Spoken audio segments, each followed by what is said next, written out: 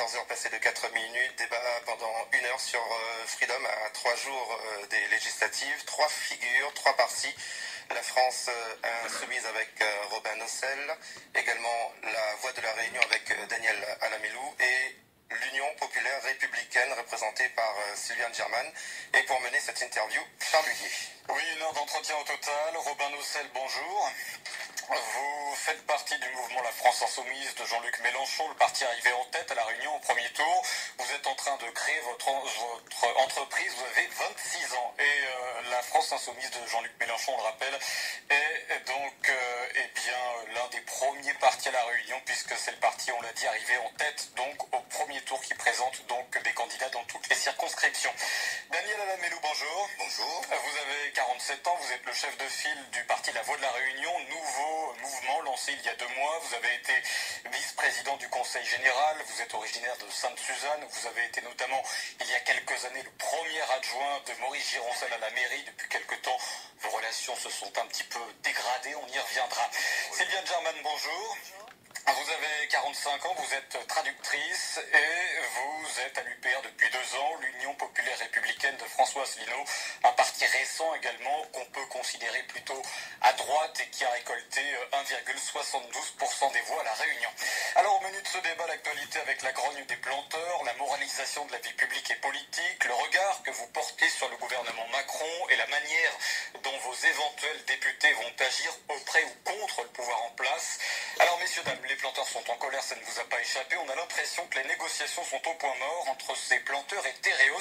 Sylviane Germain, j'aimerais m'adresser à vous pour commencer, car votre mouvement, l'UPR, est un parti assez eurosceptique. Vous allez me dire ce que vous en pensez. Et les planteurs sont quand même bien aidés par l'Europe.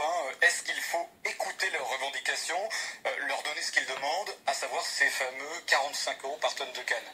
Alors d'abord, vous avez dit que nous étions à l'UPR plutôt placés à droite. L'UPR, c'est un parti qui se situe, on va dire, au-dessus du clivage gauche-droite. Voilà, tout le monde dit ça, y compris Macron. Oui, mais l'UPR a été créé depuis 2007 par M. Asselineau. Alors les planteurs? Oui, les planteurs, nous sommes pour aider les planteurs. Nous avons averti par la voix de M. Fruit notamment, et même au régional, nous avons averti sur ce problème depuis 2014, mais apparemment, c'est que maintenant que les politiques s'emparent du problème. Effectivement, on a vu Didier Robert et Nassim Mandar adresser une lettre ouverte au préfet pour effectivement montrer leur solidarité envers les planteurs. Ça, c'est du flanc pour vous, c'est ça? Oui, voilà, parce que en fait, les fameuses subventions européennes ne sont, comme on l'a dit plusieurs fois à l'UPR, ce sont des subventions à la base françaises. Donc, ce sont nos subventions que, en fait, on ne va pas les redonner aux planteurs alors qu'elles sont à la base, elles viennent de chez nous. Daniel Alamelou sur le problème des planteurs. Alors 45 € par tonne de canne, actuellement c'est 39. Ils ont eu une augmentation de 49 centimes. Déjà, l'augmentation de 49 centimes, est-ce que c'est assez ou bien il faut donner plus? Alors en tout cas, sur la négociation de cette nouvelle convention, nous ce qu'on peut dire, c'est qu'effectivement, il faut que les usiniers, les industriels, donc les sucriers écoutent mieux les revendications et les problèmes des planteurs, parce que ce ne sont pas des problèmes anciens, ce sont des problèmes qui reviennent tout le temps, parce que quelque part, on voit bien la situation des planteurs. Il y a la filière canne, c'est une filière importante à La Réunion, même si elle n'est pas la filière économiquement, on va dire, la première filière économique de La Réunion, mais elle est très importante. Ça représente 18 000 emplois. D'accord, et donc d'autres familles qui vivent aussi indirectement de la canne.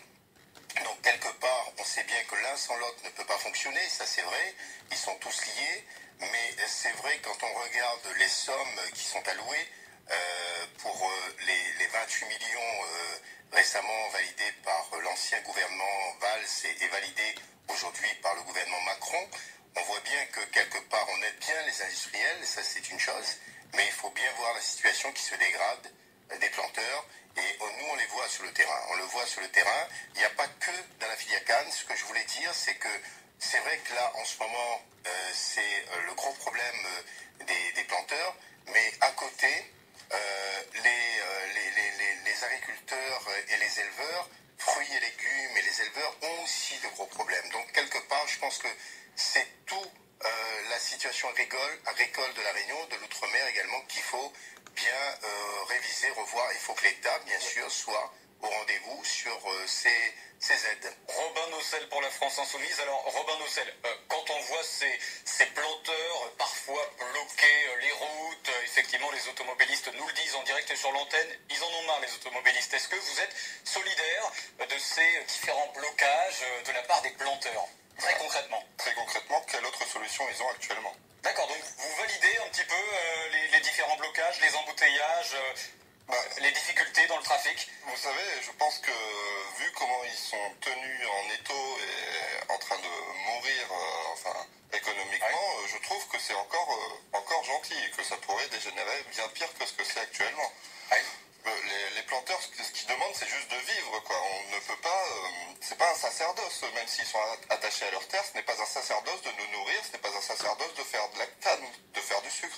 Eux, ce qu'ils veulent, c'est travailler pour vivre, pas pour faire plaisir aux autres. Donc vous dites qu'ils ont un petit peu raison de bloquer les routes et qu'ils sont déjà bien gentils de ne faire que ça. Daniela Lamelo, oui, mais vous n'êtes pas d'accord? Je voulais aussi dire qu'on a vu... depuis hier, les choses se sont quand même assez calmées. Les planteurs ont compris qu'il ne faut pas prendre en otage les usagers de la route. Alors vous dites qu'il ne faut pas prendre en otage, c'est que ce n'est pas la solution. Je pense que la solution, c'est la négociation et je crois que les planteurs l'ont compris. Aujourd'hui, ce qui bloque actuellement, c'est les industriels, c'est les sites. Donc c'est vrai que là, certainement, il faudra aussi les écouter à ce niveau-là. Mais je pense que les planteurs ont compris que ce n'est pas les Réunionnais qui vont prendre en otage actuellement. Sylviane Gérard, il faut prendre en otage les automobilistes ou pas? Sylviane German. Sylviane German, est-ce qu'il faut... Vous voyez, effectivement, vous avez raison de me reprendre. Sylviane German, il faut prendre ou pas les automobilistes en otage ou pas? Non, en fait, ce que je voudrais dire, c'est que, comme l'avait dit M. Patient en 2014, lui qui essayait de défendre les droits des ultramarins, il a dit la France est un État parmi les 28 qui sont au Conseil européen et seuls 3 États sur ces 28 ont des régions ultra-périphériques à défendre. On parlait des planteurs. Hein. Ce qui ne permet même pas une minorité de blocage. Eh bien, les planteurs, c'est une question spécifique à la Réunion. Donc, est-ce qu'il faut bloquer les routes ou pas? Il faut se faire entendre, et moi, je ne suis pas pour le chaos. Et alors... moi, j'ai jamais dit qu'il fallait prendre en otage les gens. Hein. Bien sûr, mais que, effectivement, vous trouviez, en tout cas, justifié qu'on puisse bloquer les routes quand on s'appelle, en tout cas... quand on est en train de crever. On est en train de mourir de faim. Vous n'avez pas peur des mots, effectivement. Alors les industriels, M. Labro avait dit que les subventions que l'État allait lui donner, c'était pour compenser le surcoût industriel. Alors on ne comprend pas très bien pourquoi il ne veut pas intégrer dans ce surcoût industriel l'augmentation de prix demandée, ce qui serait logiquement un surcoût, l'augmentation des prix demandés par les planteurs. Alors il envisage certainement la fin des quotas sucriers et il espère certainement, les usiniers espèrent certainement avoir un prix bas dès maintenant pour pouvoir peut-être encore le baisser plus tard et dire ah ben oui il est encore trop haut et dans quelques mois alors on va le baisser parce qu'il est encore trop haut. Alors en parlant juste de quotas sucriers, c'est exactement la même chose. La France Insoumise. C'est exactement la même chose que ce qu'on a vécu il y a quelques années, ce qu'on est encore en train de vivre à propos des quotas de lait en Europe. Pour le coup, et la canne à sucre, ça fait des années déjà que plusieurs mouvements, dont le nôtre, sont en train de tirer la sonnette d'alarme, de dire quand il n'y aura plus de quotas, la première année, ça va aller bien, tout le monde va produire, tout le monde va vendre, ça va être super, et puis l'année d'après, comme on aura surproduit l'année précédente, on va baisser le prix, plus personne n'aura de quoi écouler, et ça va être la famine pour tout le monde. C'est exactement ce qui est en train de se profiler, il va falloir attendre que ce soit le jour J pour que les gens réagissent. Alors Daniela Lamelo, c'est vrai que ça nous permet effectivement d'embrayer sur l'Europe. La Voix de la Réunion, le parti que vous avez créé il y a 2 mois, on ne le connaît pas encore bien. La position que vous avez par rapport à l'Europe, quelle vitesse? Alors la Voix de la Réunion, c'est arrivé en 2016 avec pas mal des militants et les élus de tous bords. Hein. Je voulais dire aussi que nous, on va au-delà des clivages politiques, bien sûr. Maintenant, concernant l'Europe, on n'est pas pour une sortie de l'Europe. Au niveau de la Voix de la Réunion, en tout cas, on est pour une renégociation au niveau de l'Europe. Aujourd'hui, on entend que le gouvernement d'Emmanuel Macron parle de revoir et de revisiter un peu les traités de l'Europe. Ça, c'est quelque chose de fondamental. Maintenant, il faudra bien sûr tenir compte des exigences et des besoins des Français. Donc, la solidarité au niveau de l'Europe, je crois qu'elle s'impose. Maintenant, il faut aussi une solidarité au niveau national, donc il faut une Europe forte en France. Très bien. L'UPR, alors, vous dites que vous êtes eurolucide, certains disent que vous êtes eurosceptique. Sur l'Europe, ça c'est important. Oui, on est plutôt eurolucide. Alors pour répondre à M. Alamelou, une renégociation des traités n'est pas possible parce qu'on est 28 États. Bon, l'Angleterre, les Britanniques sont en train de sortir. On est quand même enchaîné à 27 autres États qui ont des intérêts antagonistes. Alors, comment vous allez pouvoir renégocier, essayer de faire entendre votre voix alors que les autres ont eux aussi des intérêts économiques, fiscaux, etc. très différents des nôtres. Et on a bien vu que l'Union européenne, elle existe depuis plus de 30 ans, même 50. Alors, comment vous allez pouvoir renégocier des traités avec des gens qui n'ont pas les mêmes intérêts que vous? C'est impossible. Non, mais en tout cas, il faut absolument que la France revoie au niveau de l'Europe plusieurs points. J'ai envie de dire, on parle du point agricole juste avant. Voilà. À ce niveau-là, on voit bien que l'Europe a trop verrouillé aussi à un moment donné sur l'agriculture. Et il n'y a pas que à la canne ici, les producteurs de canne, les planteurs qui souffrent de ça, mais en France au niveau national également. Donc les producteurs de blé ou d'autres céréaliers, etc. Donc quelque part, à plusieurs niveaux, de plusieurs grandes filières économiques et sociales également, je pense que la France a tout son rôle à jouer, pas sur une sortie de l'Europe, pas sur, comme les Britanniques, mais en tout cas sur une renégociation, ça je crois qu'elle doit s'imposer. Oui, alors il faut savoir que l'Europe, la France n'a plus beaucoup de rôle à jouer puisque toutes les directives viennent de Bruxelles. On a 85% des lois françaises qui sont déjà votées à Bruxelles. Et les parlementaires, là, ce qu'ils font, ils font que les appliquer. Et on a, pour défendre notre voix, on a un chargé qui nous représente à l'OMC, là, mais lui, il est aussi chargé de représenter les 27 autres. Alors comment il fait? Comment il fait pour représenter la France? On n'a plus notre voix. Nous, ce qu'on veut retrouver, c'est la place de la France. Ce que vous dites, c'est qu'il y a trop de monde dans l'Europe, en gros, c'est ça pour simplifier ou pas, hein, pour être clair. On est...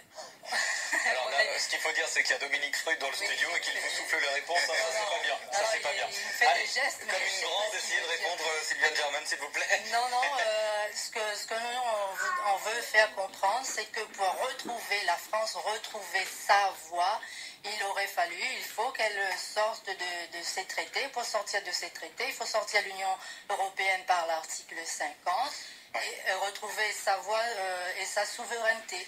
Robin Nocel, alors, bon, Jean-Luc Mélenchon, la France Insoumise, a toujours quand même émis quelques réserves sur l'Europe. Est-ce que vous êtes d'accord sur les différents propos des deux autres invités? Ce qui est drôle, c'est que je suis juste entre les deux. C'est-à-dire que pour moi, l'Europe est un outil et tout comme un marteau, si on vous tape sur la tête avec, ça fait mal, mais si vous en servez pour taper sur un clou, c'est utile.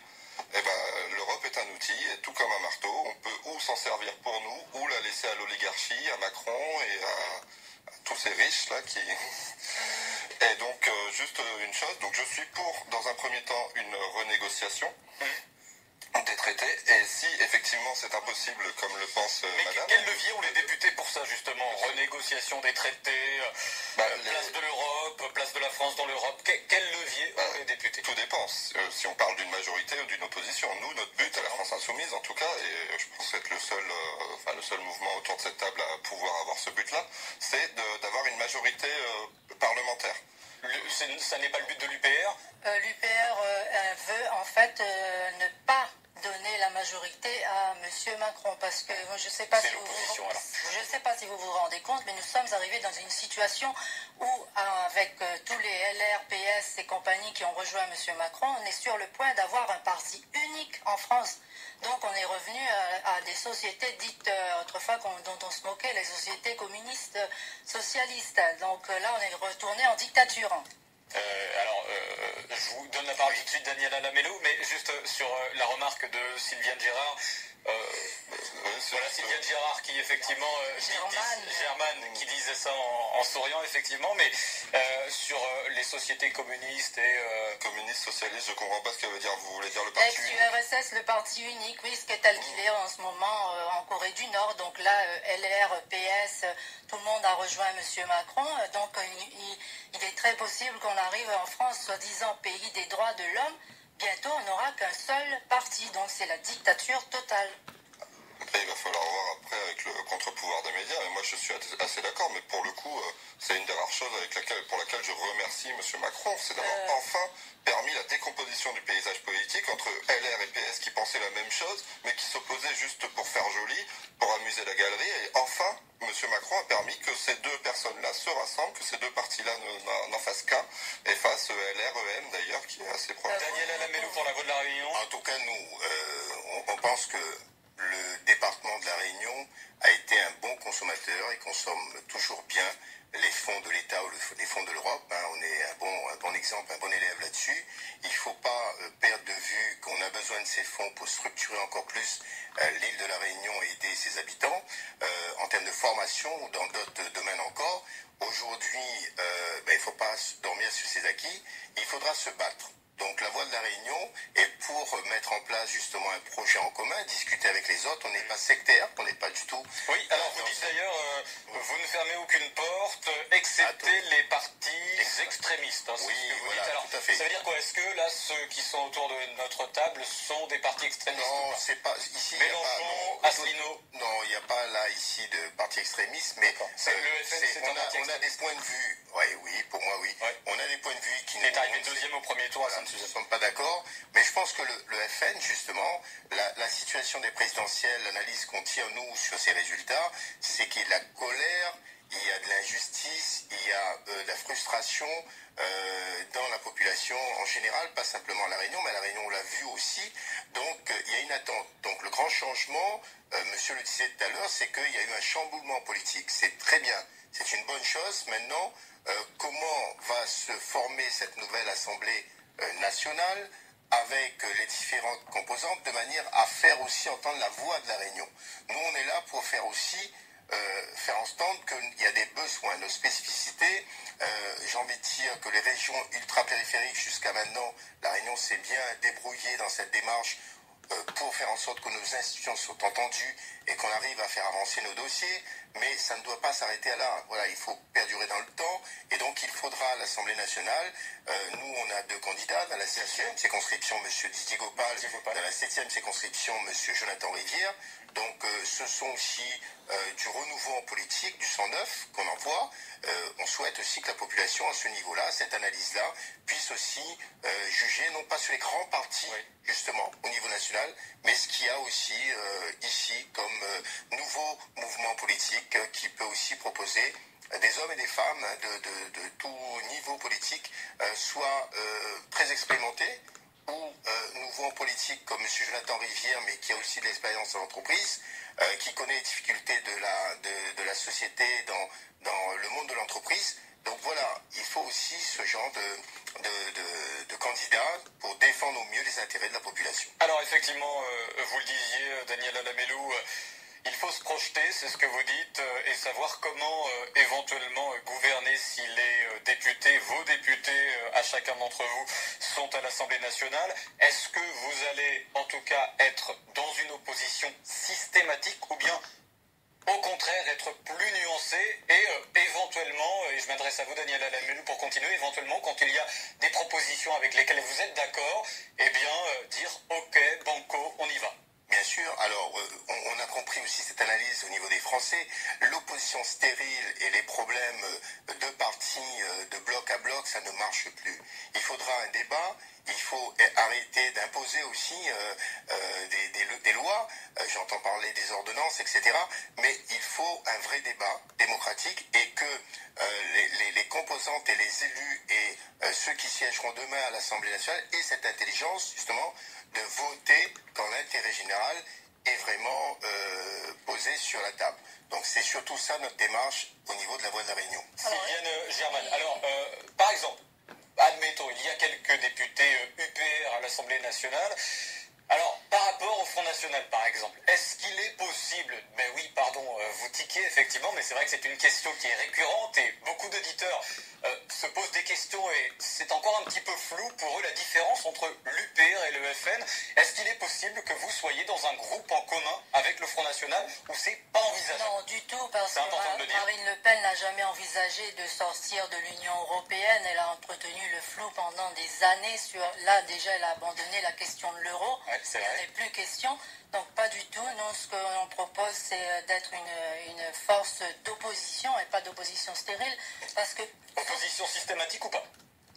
pas systématique aussi, notamment ça va être systématique puisque les lois qui vont être débattues vont être des lois européennes. Par exemple, nous on va s'opposer à la casse des acquis sociaux, à la suppression progressive du SMIC, à l'augmentation de la TVA.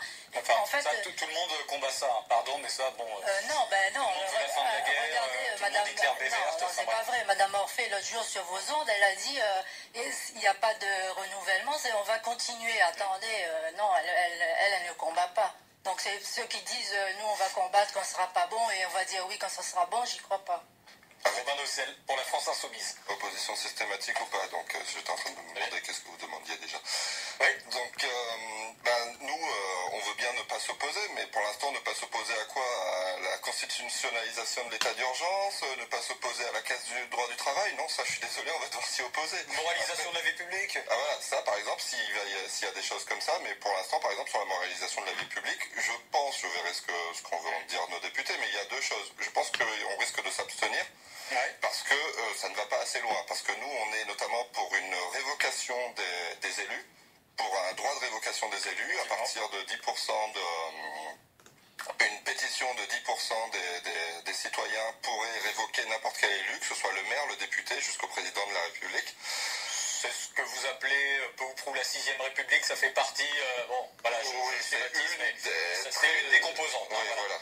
Et ça fait partie notamment d'une de nos idées pour moraliser la vie publique et nous, on pense qu'il ne va pas assez loin. Il faut savoir que les députés, ils peuvent proposer, par exemple dans l'opposition, ils peuvent proposer des lois et à l'UPR, on pourrait proposer par exemple le référendum d'initiative populaire et pourquoi pas un référendum. C'est ce que propose le Front National, pardonnez-moi, mais effectivement, Marine Le Pen veut proposer des référendums pour tout et n'importe quoi.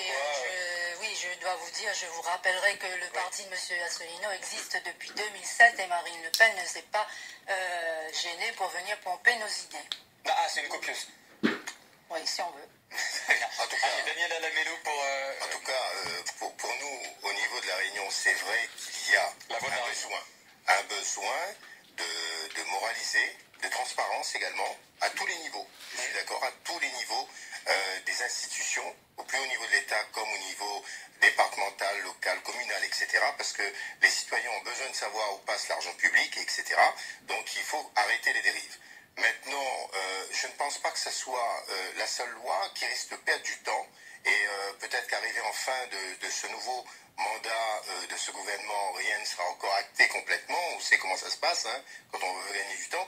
Je pense qu'il faut aller au fond des vrais problèmes qui touchent la population, le chômage des jeunes, les problèmes des retraites, des personnes âgées. On voit cette population qui est en souffrance. Nous, quand on va sur le terrain, on voit cette population qui nous dit cri d'alarme, non pas simplement sur que font nos élus, etc., où ils font mal, où ils doivent aller en prison, c'est pas le problème qui leur pose problème au départ, c'est comment on va les aider, comment on va les accompagner à s'intégrer au mieux dans cette société, à trouver leur place. On parle d'insécurité grandissante, mais l'insécurité, c'est la société qui crée cette insécurité. Si on ne forme pas nos jeunes, si on n'insère pas ces jeunes-là dans un vrai métier, pas sur la précarité comme actuellement c'est posé, j'entends que M. Macron dit qu'il veut arrêter les contrats aidés publics et aider les contrats aidés privés dans le secteur marchand. Mais oui, mais aujourd'hui, actuellement, 44 000 personnes à La Réunion ont bénéficié d'un contrat aidé. Donc, vous voyez, sur à peu près 270 000 personnes qui travaillent, vous voyez le nombre que ça fait. Donc, quelque part, il faut accompagner la population dans le social, mais trouver des voies d'accès plus pérennes parce que cette population souffre. Et donc, à tous ces niveaux-là, je pense que d'abord, il faut que les élus s'attachent à traiter les grands problèmes qui touchent la société française et réunionnaise. Donc la voix de la Réunion, ce sera d'abord sur ces points-là qu'on va se battre parce qu'on voit très bien, c'est un brouillard, une fumée épaisse sur la moralisation de la vie publique, puisque les lois qui existent déjà s'imposent déjà aux élus, et j'ai l'impression que la moitié ne sont pas sur ce code électoral, etc. Donc on voit que les dérives arrivent tous les jours. Allez, on va se retrouver d'ici quelques instants puisqu'on va marquer une courte page de pub. On évoquera notamment cette moralisation de la vie publique dont on a commencé à parler. On parlera également du cumul des mandats, de l'éventuel renouvellement du paysage politique et puis également de cette fameuse société civile que défend le candidat Macron. Vous nous direz ce que vous en pensez. Robin Nocel pour la France Insoumise, Daniel Alamelo pour la Voix de la Réunion et Sylviane Germain, vous voyez je l'ai bien dit, pour l'Union Populaire Républicaine. À tout de suite. Allez, on est de retour pour ce débat. On le rappelle, un débat jusqu'à 15h entre Robin Nocel pour la France Insoumise, Daniel Alamelo pour la Voix de la Réunion et Sylviane Germain pour l'Union Populaire Républicaine. On parlait à l'instant de cette moralisation de la vie publique voulue par François Bayrou, le garde des Sceaux, et puis Emmanuel Macron, le président de la République. Robin Nocel, alors justement, ce souhait, ce vœu de François Bayrou et d'Emmanuel Macron, est-ce que déjà vous y croyez, vous pensez que c'est réalisable à l'heure qu'il est en 2017, ou vous trouvez que c'est un petit peu utopique tout ça? On parlait de la moralisation de la vie politique. Voilà, publique et politique, oui. De toute façon, je veux dire, il y a plein de pays où la vie publique et politique est plus morale que chez nous. Il y a qu'à voir dans les pays du Nord, Scandinavie, Suède, Norvège, tout ça. Il y a plein d'endroits, donc oui, c'est possible. Après, pour moi, comme je vous l'ai déjà dit, le projet de loi en cours, pour moi, ne va pas assez loin. Et deux, des fois, c'est juste... par exemple, l'interdiction d'embaucher quelqu'un de sa famille. J'ai entendu sur votre antenne, justement, très précisément, quelqu'un qui disait « Ouais, ok, et le FN, ils ont fait exactement la même chose avec l'Europe, c'est-à-dire interdiction d'embaucher quelqu'un en assistant parlementaire. Donc, moi, je vais engager l'enfant de madame, elle va engager mon enfant. » Alors, Daniel Alamelo, parce que c'est important, effectivement, c'est Maurice Gironcel qui disait ça sur notre plateau la semaine dernière. Vous connaissez bien le paysage politique réunionnais, notamment le paysage politique à Sainte-Suzanne. Vous avez dénoncé quelques dérives, hein, on peut le dire, ces dernières années, notamment auprès de votre ancien ami et ancien collègue Maurice Gironcel. Au niveau du cumul des mandats et de l'embauche familiale pour les parlementaires, il faut faire le ménage, c'est important. Tout à fait. Je pense que déjà sur le cumul des mandats, c'est important de pouvoir positionner des élus dans des missions bien précises, et ceux qui prennent des responsabilités ne sautent pas sur une autre responsabilité tout de suite et accumulent parce qu'ils n'ont pas le temps. Moi, je dis franchement, j'ai un ami qui me disait, quand on regarde ceux qui cumulent trop, ils n'ont pas le temps de dormir, on ne sait même pas qu'est-ce qu'ils font la nuit parce qu'il y aurait trop de travail à faire. Ça veut dire que quand, par exemple, on est maire et vice-président de région, c'est pas possible de tout faire? Quelque part, on s'inscrit dans des commissions, dans des réunions. Moi, je suis à la CINOR, je suis à la mairie de Sainte-Suzanne et je suis aussi délègue. Donc, on a beaucoup de... Vous avez été vice-président du conseil général également. Tout à fait. Vous arriviez à tout faire? Écoutez, à un moment donné, ça pose problème, parce qu'effectivement, les commissions s'enchaînent. C'est honnête de le dire. Non, mais je le dis clairement, c'est parce qu'on a un vécu, qu'on voit qu'il ne faut pas venir signer juste une feuille d'émargement et repartir 5 minutes après, parce qu'on dit aux autres, on a une autre réunion qui nous attend de l'autre côté, on va faire le parce que ça se passe comme ça des fois? Ça se passe comme ça des fois, et très souvent. Moi, je l'ai dit à M. Maurice Gironcel, qui est le maire de Sainte-Suzanne, donc quelque part, je trouve peut-être qu'il a peut-être un peu compris, parce qu'il s'est pas présenté, comme moi, à cette élection, mais quelque part, quand il parle... Il a essayé en 2012, ça il a échoué.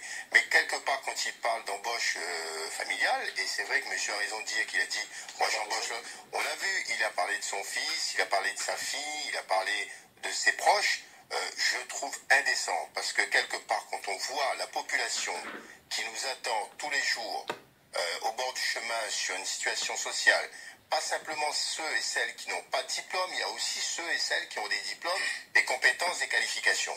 Moi, j'ai écouté cette émission, j'étais écœuré parce que je dis, d'abord, on est là pour servir le peuple et pas se servir soi-même. Mais là, vous avez justement un petit peu, sans vous dire que vous êtes, évidemment, ce sera bien trop exagéré, vous n'êtes pas un cumulard, Daniel Alamelo, mais vous avez quand même accumulé plusieurs fonctions en même temps.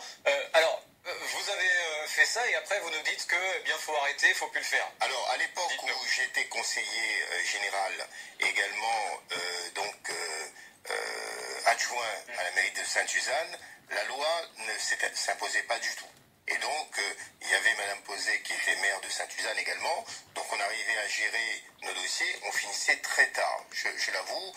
Les journées étaient très longues parce que de toute façon, il faut bien repasser sur les dossiers, travailler le samedi matin, etc. C'est la vie familiale qui prend un gros choc également. Il n'y a pas que, il y a du temps qu'il faut passer sur l'ensemble de ces dossiers, surtout quand on prend des délégations. Maintenant, aujourd'hui, cette loi arrive à point nommé et d'autant plus que elle s'applique depuis 1er janvier 2017 parce qu'il y a des fonctions quand même, je prends à l'Assemblée nationale ou au Sénat. Donc il y a des obligations de présence avec des commissions importantes. On va décider des lois, on va poser des amendements, on va proposer beaucoup de choses aux législateurs.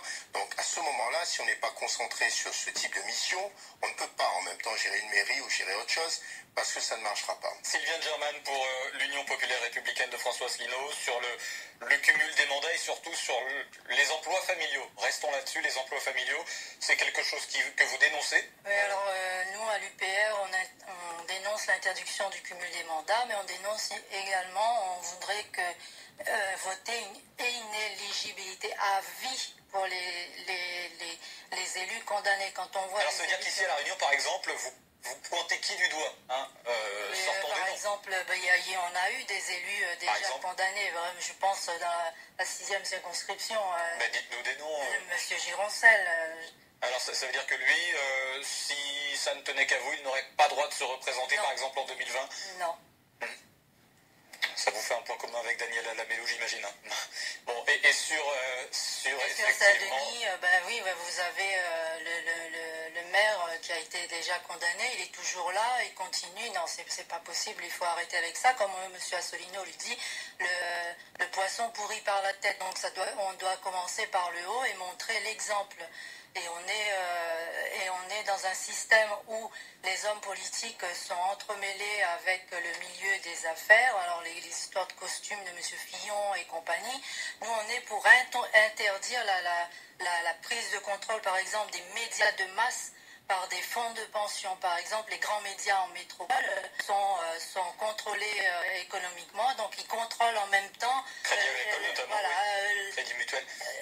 La vie politique. Donc les hommes politiques ne sont plus libres et ça, il faudrait l'arrêter absolument. Et on voudrait également qu'il y ait à l'Assemblée nationale un quorum d'au moins 60% de présence parce que les électeurs sont fatigués de voir l'hémicycle à moitié vide alors qu'on a donné nos voix Vos candidats seront présents, même si ce sont des candidats ultramarins, ils seront plus présents que les actuels là, à l'Assemblée nationale. Oui, parce que ce sont des candidats... Attention, c'est enregistré. Oui, mais ce sont des candidats qui militent par conviction. Ce ne sont pas des carriéristes qui sont là pour un poste. Nous, on est là par conviction, on veut défendre... Tout le monde dit ça. Tout le monde dit ça. Non, ils le disent, mais ils ne le pensent pas. Alors, ils pensent qu'à leur poche. Sur les emplois familiaux, rapidement... non, tout le monde beaucoup disent que c'est compliqué d'interdire tout ça. Non, la loi est mal faite parce que, par exemple, un élu qui gagne 7 000 €, il peut avoir une enveloppe et la loi autorise à utiliser cette enveloppe comme il le voudrait. Alors, moi, je ne vais pas lui jeter la pierre ce qu'il fait avec son enveloppe. Mais bon, à La Réunion, c'est un très gros problème puisqu'on a un chômage de masse. Et quand vous voyez à compétence, on va dire compétence... pas forcément égal, vous employez quelqu'un de votre famille alors que l'autre il a bac plus 5 et celui de la famille il est peut-être même pas diplômé, là il y a un sentiment d'injustice. Robin Nocel, rien de particulier à ajouter, vous êtes d'accord j'imagine avec tout ça? Oui, je suis d'accord totalement.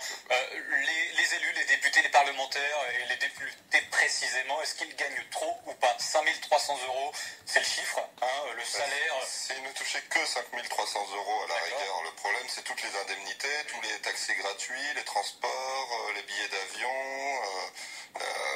ne serait-ce que la cantine de l'Assemblée qui est hyper chère c'est un restaurant où quelqu'un de normal peut y aller et paye super cher. Par contre les députés ils payent comme si on allait au resto U, c'est du n'importe quoi. Je veux dire, c'est pas des étudiants, ils n'ont pas besoin d'avoir un tarif réduit les députés, ils arrivent très bien à vivre avec 5 000 et quelques euros. Donc déjà avant Henri Guénaud a dit qu'il avait du mal à joindre les deux bouts. Henri Guénaud, maire des Républicains, député des Républicains. J'invite M. Henri Guénaud à toucher ce que je touche, c'est-à-dire un RSA et 450 €, et j'aimerais bien voir comment il fera pour s'en sortir à ce moment-là. Daniel Alamelou, sur le cumul des mandats, la moralisation de la vie politique. D'abord sur l'argent des parlementaires, nous on l'a dit récemment encore que sur la réserve parlementaire, nous, à ce niveau-là aussi, il y a un vrai problème. Moi j'ai posé des questions à certains parlementaires et par exemple dans la 6e, j'ai posé la question où va cet argent, 130 000 € par an qu'on donne aux associations, aux aides, etc., etc. Donc on voit bien des dérives à ce niveau-là. Clientélisme. Clientélisme. Il y a des associations qui ont été pointées en disant ils ont reçu telle ou telle aide, etc. Mais derrière, il n'y a rien, il n'y a aucun bilan, aucun suivi, etc. Donc nous on dit s'il n'y a pas de contrôle. Votre zone, Oui, tout à Sainte-Suzanne, fait. d'accord. Mais on l'a vu aussi dans d'autres zones. Hein. Moi j'ai entendu un président d'association dans la 4e circonscription qui s'est dit lui-même intérêt parce qu'on lui donnait des subventions qu'il n'avait pas demandées.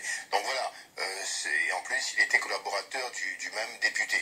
Donc ça pose un vrai problème parce que c'est de l'argent public. Il faut que cet argent public soit contrôlé, qu'on puisse vérifier, c'est cette transparence-là aussi.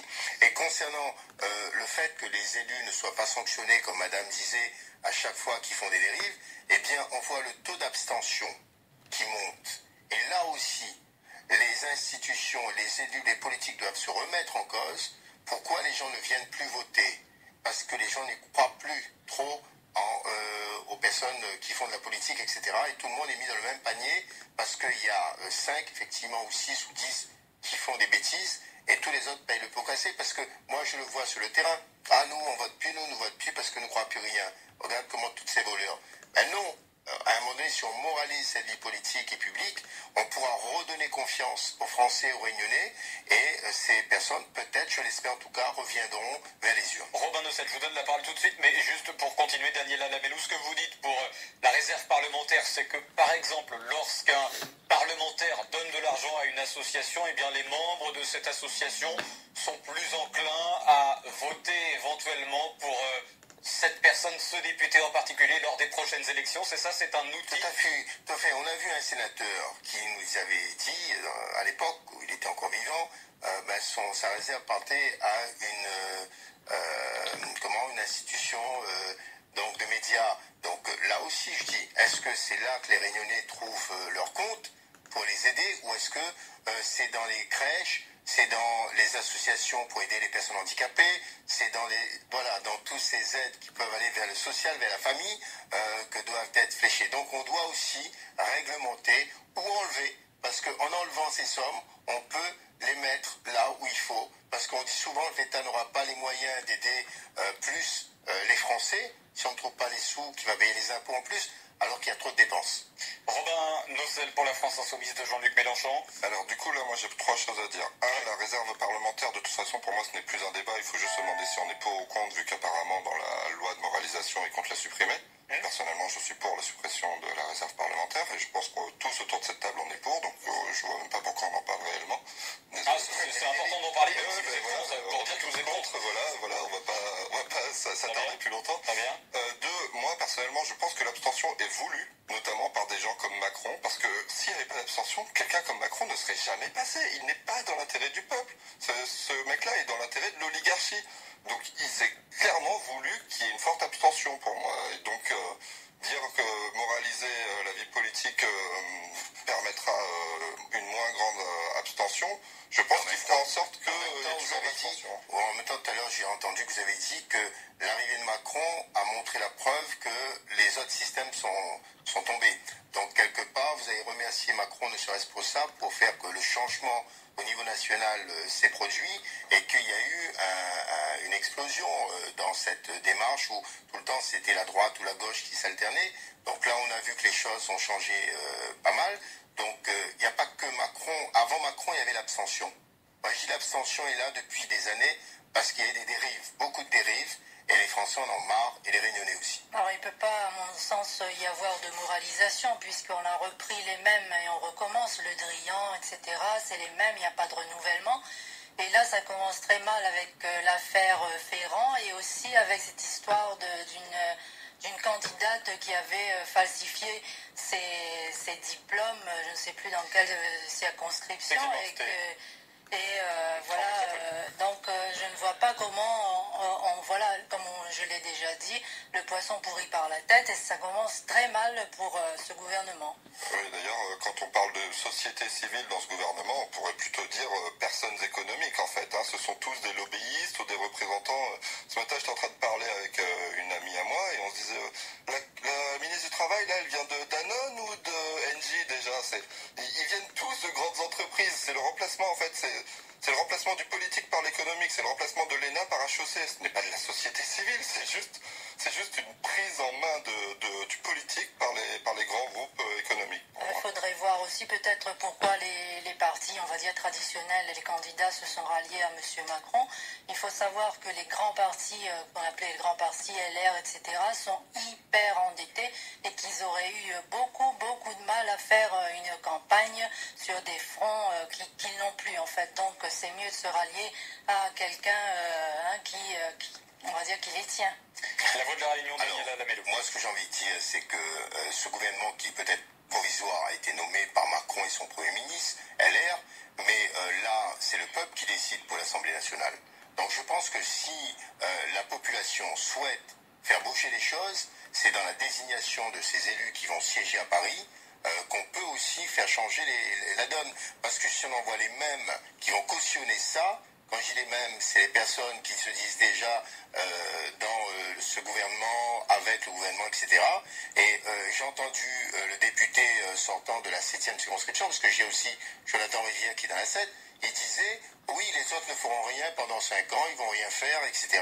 Parce qu'ils n'auront pas la main. Mais ça veut dire aussi que ceux qui ont la main, comme lui, ou comme ceux et celles comme Madame Orphée qui veut aller là-bas pendant 5 ans encore à nouveau, ils vont laisser faire ce gouvernement Macron complètement.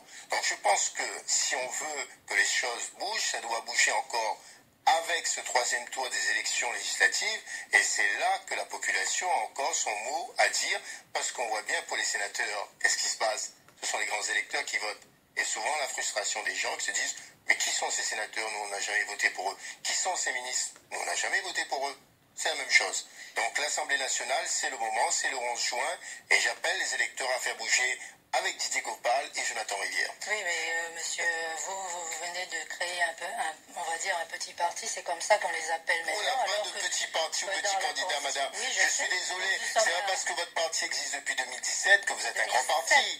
2007. Non, et la France Insoumise, regardez le score important de la France Insoumise, c'est 2016. Nous, on est 2016 également. Mais il faut arrêter de dire aux personnes qui sont des petits partis. Non, nous avons été, l'UPR a été qualifié de petit alors que nous avons 574 candidats, alors que ce que je voulais vous dire, monsieur Lamelo, c'est que vous aurez beaucoup de mal avec votre nouveau parti, puisque on a vu avec monsieur Macron que les médias dont je parlais tout à l'heure l'ont mis en avant, et c'est ce qui se passe maintenant. On met un avant en parti, on fait une propagande honteuse, on en bouffe tous les jours jusqu'à en vomir, et on ne laisse pas beaucoup de place aux partis dits petits, qu'on a qualifiés petits. On ne laisse pas de place aux idées nouvelles, on continue dans la même direction. Très bien.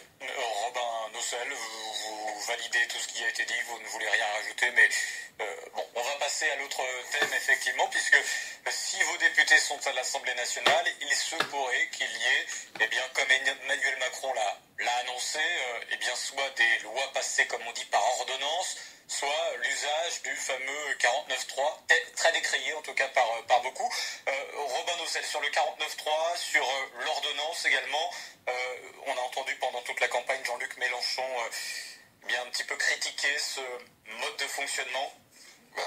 Oui, effectivement, normalement les députés sont là pour voter la loi, et ni par l'ordonnance ni par le 49.3 ils ne peuvent voter la loi. Donc effectivement c'est critiquable. Chacun, je me rappelle que M. Asselineau lors du débat présidentiel disait que son programme c'est une des grandes différences entre l'UPR et nous, c'est que nous, notre programme est extrêmement détaillé, on sait où est-ce qu'on veut aller dans tous les domaines.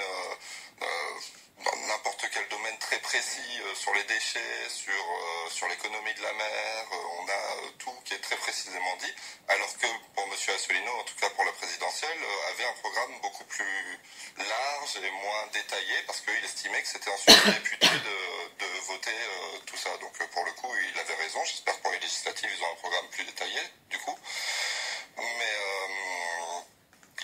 donc... Ça fait sourire Sylviane Germain. Non, mais on verra. Non, mais pour le coup, comme je disais, hein, pour la présidentielle... Oui, on a vu que le gouvernement, l'ancien gouvernement a déjà légiféré à coup de 49.3. Là, M. Macron veut passer toutes les lois à coup d'ordonnance. Donc, comme je l'ai dit tout à l'heure, nous sommes revenus à un système totalitaire. Moi, j'ai juste, par contre, une question à poser à mes deux co-débatteurs. C'est que, du coup, nous, un de nos buts, dans un premier temps, c'est de faire un groupe France Insoumise à l'Assemblée nationale. Mais donc, vous, par exemple, M. Alamelou, vous pourrez être que deux maximum. Vous rejoindrez un groupe en particulier, si oui, dans la majorité ou dans l'opposition, sans parler forcément d'opposition systématique. Mais est-ce que vous rejoindrez un groupe, sachant que c'est beaucoup plus intéressant financièrement et en termes de temps de parole, etc., de rejoindre un groupe? Et si oui, lequel? Question que je pose à vous. Bien sûr. Mes deux. Alors moi, je peux répondre là-dessus. On en a déjà discuté avec nos collègues qui sont candidats. Donc, on souhaite bien sûr rejoindre un groupe. En tout cas, on discutera d'abord avec les élus, les députés qui sont élus de l'outre-mer. Parce que j'ai envie de dire, c'est vrai que les grands débats qui touchent le national, c'est important. L'Europe, c'est très important. Je n'en démords pas. Mais on a des vrais problèmes ici. Quand on touche un taux de chômage qui fait 25% à La Réunion, et là on parle que dans les bas et en métropole. La question de Robin Nocel, hein, monsieur Alamelou. Oui, tout à fait. Mais moi, oui, bien sûr, mais je n'ai pas dit qu'on va rejoindre le groupe de la France Insoumise, mais on rejoindra un groupe, et on souhaite qu'au niveau des parlementaires de l'outre-mer, on arrive quand même à s'entendre, qui défendent vraiment les intérêts de l'outre-mer, et en même temps qui est les idées qui se rapprochent. Je ne dis pas qu'il faut que les idées soient totalement les mêmes que nous. Hein, c'est pas possible, ça, on ne trouvera pas cette perfection. Mais il faut qu'on arrive à s'entendre et à se comprendre sur les grands thèmes. Donc là-dessus, ne vous inquiétez pas, on en a discuté, on ne va pas rester dans notre coin. Et il faut effectivement être dans un débat, il faut avoir le temps de parole, il faut avoir les questions. On voit des parlementaires qui n'avaient pas.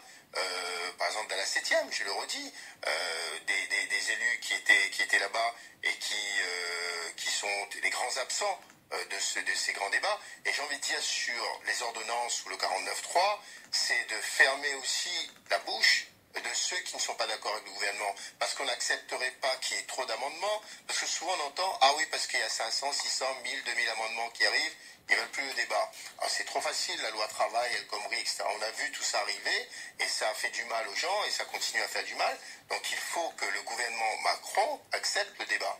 Et sinon, ça ne marche pas, la démocratie est cassée. C'est un vrai problème. Sylviane Germain pour l'Union populaire républicaine de François Asselineau. Nous, on restera dans notre groupe, l'UPR, parce qu'on ne peut pas rejoindre des groupes qui vont dire oui aux grandes orientations politiques et économiques. Il faut être à peu près 15 pour constituer un groupe. Hein. Oui, qui vont... écoutez, 15, c'est pas rien, hein, c'est quand même beaucoup. Mais en tant que non-inscrit, vous pouvez quand même avoir un temps de parole au débat. Donc, il y a aussi cette possibilité. Rejoindre un groupe pour dire qu'on rejoint ou pour obtenir des financements, nous, ça ne nous va pas, puisque l'UPR a toujours voulu rester indépendant financièrement. L'UPR ne vit que par les cotisations, les dons de ses sympathisants et adhérents. 28 000 adhérents, donc 574 candidats dans les circonscriptions. Bon, on n'en parle pas dans les grands médias, mais nous sommes le 4e parti en termes d'adhérents et quand même le parti qui a présenté le plus de candidats. Il faut savoir que par exemple le PS et la France Insoumise, je crois, n'ont pas pu respecter la parité, alors que chez nous, ça a été respecté. Donc quand même, rejoindre des gens qui ne peuvent pas respecter ce qu'ils disent dès le départ, ça ne va pas aller pour être une force d'opposition. Alors sur la parité, bon, c'est vrai que vous annoncez une information qu'effectivement Robin Nocel ne connaît pas sur la parité. Écoutez, effectivement, ça me semble assez homogène, du moins pour la Réunion, mais peut-être que Madame Germain faisait référence aux circonscriptions de métropole, c'est peut-être ça aussi, hein, voilà, puisqu'à la Réunion, il y a quand même une relative parité. On va quand même rester sur ce nouveau paysage politique, puisque effectivement, force est de constater, il y a un renouvellement.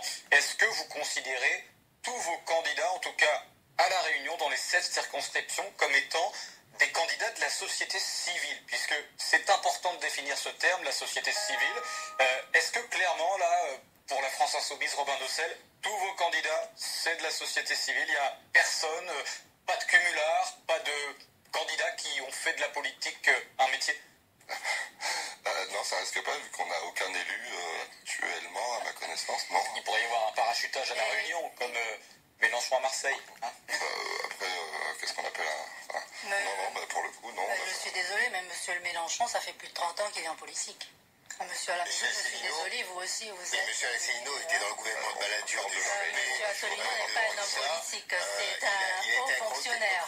Non, voilà, c'est pas un homme politique. Au cabinet de ces personnes, voilà, dans les ministères bien placés, il a cautionné pendant pendant des années un système que maintenant il est en train de combattre. Non, il n'a pas cautionné, il a dénoncé depuis longtemps. Sur La Réunion... Répondez à Sylviane Germain, parce que c'est important. Il a dénoncé et il a été placardé. Ah, il a été placardé parce que peut-être qu'il était chouchouté juste avant l'arrivée de Sarkozy. C'est Sarkozy qui l'a placardé parce qu'avant Sarkozy, il était quand même... Il n'a pas été chouchouté, il n'a pas été écouté. Il était où juste avant que Sarko arrivait? Rappelez-nous. Le poste qu'il était. Écoutez, vous le direz tout à l'heure. Monsieur Asselineau est un haut fonctionnaire. Mais il a cautionné beaucoup de choses, madame, parce que depuis les années 80, effectivement, il est entré dans ce système. C'est vrai que c'est un haut fonctionnaire. Est-ce que pour autant, Sylviane Germain, il a été politisé? C'est la question qu'il faut se poser. Ah, si. Non, il n'a pas été... il suffit d'aller sur son site, madame. Allez sur son blog et sur son site, vous verrez que monsieur Asselineau a été quand même quelqu'un qui a très longtemps été dans des systèmes avec les cabinets politiques, que ce soit, je l'ai dit, depuis Balladur, Juppé, les autres, etc. Et donc aujourd'hui, il dénonce très bien, tant mieux pour lui, on peut changer, et il faut faire changer les choses. Quand vous êtes haut fonctionnaire, vous travaillez là où votre patron vous envoie. Hein. Oui, c'est important de répondre là-dessus. Parce que Sylviane Germain de l'UPR vous a dit que Mélenchon est en fait un vieux routier de la politique. C'est ce qu'elle dit. Voilà, votre question portait sur... Je reprends les termes de Madame Germain. Votre question à l'origine portait sur les circonscriptions de La Réunion. Madame a essayé de faire une polémique stérile, elle s'en est pris. Elle aura appris qu'il vaut mieux éviter de faire des polémiques stériles quand ça ne répond pas à la question. Je n'ai pas voulu faire de polémique. En tout cas, nous, on a dans la 6e circonscription Didier Gopal qui est adjoint au maire de Sainte-Marie. Et Jonathan Rivière. Et Jonathan Rivière qui est un jeune chef d'entreprise, je l'ai dit. Donc on peut considérer Jonathan Rivière comme issu de la société civile parce qu'il n'a jamais eu de mandat politique. Monsieur Gopal Didier a plus d'expérience politique. Bien sûr, il a déjà été dans des institutions, mais pas au niveau national, je le rappelle, pas au niveau régional non plus, ni départemental, mais au niveau communal. Donc il a touché le terrain du doigt, il voit les dossiers, les vrais problèmes, parce que souvent, on le dit souvent, quand les gens ont des problèmes, ils vont pas vers la région, le département, etc., ils vont vers la mairie. Donc on le voit très vite, ces petits problèmes de la société réunionnaise. Donc je pense qu'il a toutes les compétences, qualités. On ne peut pas non plus faire de l'Assemblée nationale, je crois que c'est Macron, je ne sais pas qui d'autre, a voulu dire 50%, 50%. Ça, c'est pas possible. Il faudra de toute façon toujours quelques personnes d'expérience pour faire aussi avancer les dossiers, parce que sinon, si tout le monde arrive de la société civile, ce sont les technocrates qui vont reprendre le dessus, et ce sont ces technocrates-là qui ont décidé à la place des gens. Oui, tout à fait, éviter la technocratie. La France Insoumise. Je suis tout à fait d'accord avec lui. Néanmoins, on peut très bien avoir de l'expérience sans avoir forcément l'expérience politique. Oui, alors je ne m'étais pas exprimé sur les candidats de l'UPR. Alors nous venons tous de la société civile. Il n'y en a que quelques-uns qui se sont peut-être présentés à une élection aux européennes. Monsieur Asselineau, il s'est présenté là au présidentiel. Moi, j'étais sur une liste colistière en 2015 au régional. On va conclure. Oui, donc nous sommes tous de la société civile, nous n'avons pas de passé politique. Sylviane Germain, Union populaire républicaine, le parti de François Asselineau, la France insoumise avec Robin Nocel et la Voix de la Réunion avec Daniel Alamellou. Merci à tous les trois d'avoir été présents et bien ça permet de faire la lumière sur en tout cas des mouvements qui manquent parfois un petit peu de visibilité dans les différents médias et c'est très bien. Merci à vous. Retrouvez nos analyses, nos propositions, adhérez ou faites un don sur upr.fr. Retrouvez-nous aussi sur Facebook pour partager des idées et participer au direct. Twitter pour suivre les réactions de François Asselineau au jour le jour. YouTube pour ne rater aucune de nos vidéos. Pour nous aider à rétablir la démocratie, poussez-nous, abonnez-vous, partagez.